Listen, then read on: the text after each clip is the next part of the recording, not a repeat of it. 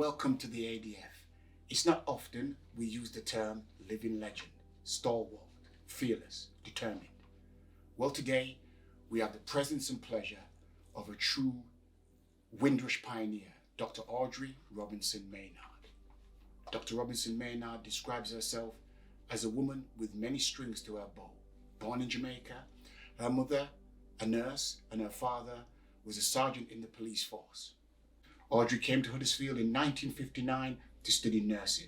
Since then, Dr. Audrey Robinson-Maynard has been a nurse, mother, a community activist, and found time to achieve her doctorate in 2014. To tell us more about her extraordinary life, we welcome Dr. Audrey Robinson-Maynard to the African Descent Forum. Welcome, Dr. Audrey Robinson-Maynard. I'm going to call you Audrey. Thank you. Right? Thank you. Okay, let's get straight into this. Start by telling us where you were born and when you came to England.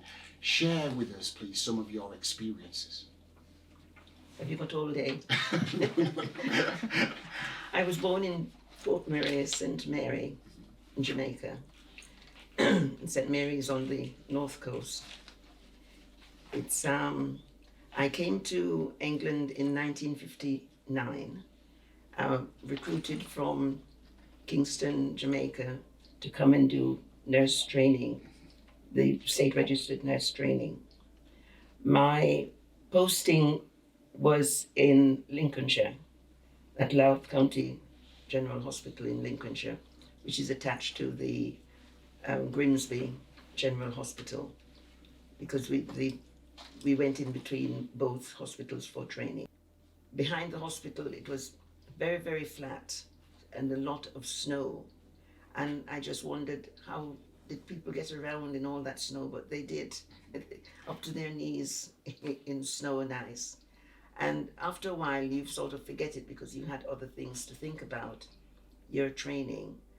And the girls, the other seven girls and myself, and we all said, let's hurry up and get this training over and we go back to the West Indies. I think a lot of people who came to the country and saw all the things that they had to put up with were determined to go back in, if they were training as nurses, to go back in 3 years.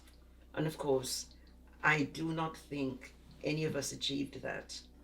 We sort of got sidetracked and here I am, how many years? 50, 60 odd years, and I'm still here. Of course, I've been back to Jamaica a few times. So when did when was Harambe born? Because you've been with Harambe now for over 40 years. Yeah. And what was the story behind Harambe being born? Well, we had, in the meantime, we had children joining their parents here, whether it's the father who came over first, and then married to another woman who's not their mother, or the mother who came over first, and vice versa. So we had quite a number of children of different ages coming over from the West Indies, from different islands, and joining their parents. And that brought its own problems, because the culture was different to them. Their behavior in school, I don't think they always behave badly. It's just that the boys are very loud, of yelling to, this side of the classroom, and they yell to the friend over there, which they know they shouldn't do, but they do that in the West Indies, and the teacher don't complain. So we start having difficulties. So in school we had difficulties. At home we start having difficulties because the children couldn't get on with the new parent that they come and meet. If the mum and dad, even if you have a mum and dad who are their mum and dad, and they come and join them, the parents said, these are the rules that you must comply with. And they weren't liking that at all. So what we had then, that we knew about, because that chap, Kenneth Morris, and some of his friends, they did a research on that.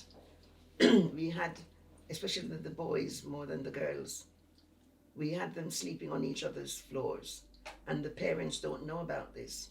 because they're the friends, so when the parents come to bed, they open the window and let them in. And so it was becoming quite a problem.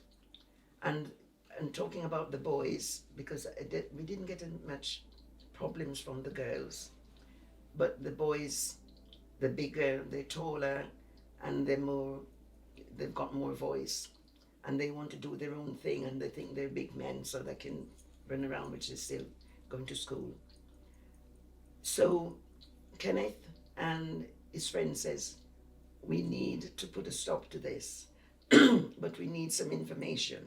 So they did that research, found out that all the problems that we need to deal with. By this time, I was living in Brighouse. I left Huddersfield, but living in Brighouse and still socializing with Huddersfield.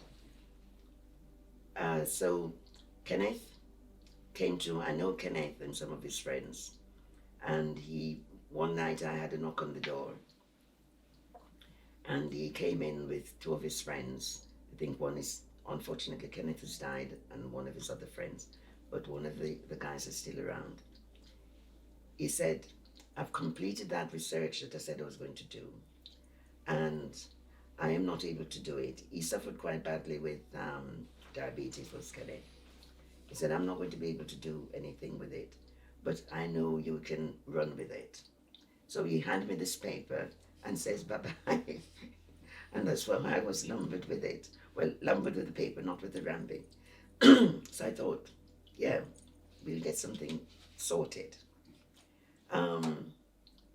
So looking at it, I was still with the West Indian Association. The West Indian Association wouldn't be able to deal with this because most of the men that were there, I know those who are still alive, I will tell them the same thing. There's a lot of talking shop, and I am getting on with it. So I think accommodation, getting families together. We had an Arambi in Leeds, and Beryl Harriet was part of that one. And I had links with Leeds and even West Yorkshire. We had the West Yorkshire Women Association, and I had links with them. So I spoke with Beryl, and she gave me some good advice. We said, right, we'll set up another organization. We'll call it Arambi, like youth. Can we borrow your constitution? So I got permission to do that and change it to suit Huddersfield. And so that's how it came about. Then from the West Indian Association, I chose a number of people to come with me. I said, this is the situation. Can you come with me? Because by then I knew the people who would go forward with things and those who would sit there and yap all day and never get anywhere. And that was how we started Arambi. Can I ask you then, how important do you feel education is if we was to share it to young people? How important is education to you? I think it's very important to yourself, important to your community. Because part of what I've been doing and spending so much time and giving so much of my time to the community is to make the community feel proud. Not me feel proud, because I walk down the street and a black man who is a beggar, and you see them on the street, and walk down the street, we're tarred with the same brush. I'm wanting my community to feel proud. It's and many of them, they can't be bothered. You need to feel proud for themselves. It is very important, because once you know something different, or you want to learn something new every day, and information is power. And once you've got that, you can have a conversation with anybody. And I think on that note, may I thank you so much, Dr. Audrey Robinson-Maynard. You're an inspiration, Windrush pioneer, and you're still rocking and rolling and doing your best for our community. We're so proud of you. Thank you very much. And thank you for having me. Well, there you have it. Dr. Audrey Robinson-Maynard, Windrush pioneer, veteran, still out there, front line and doing it. An inspiration for us all. Thank you for watching this, and we'll see you again soon. Bye-bye now.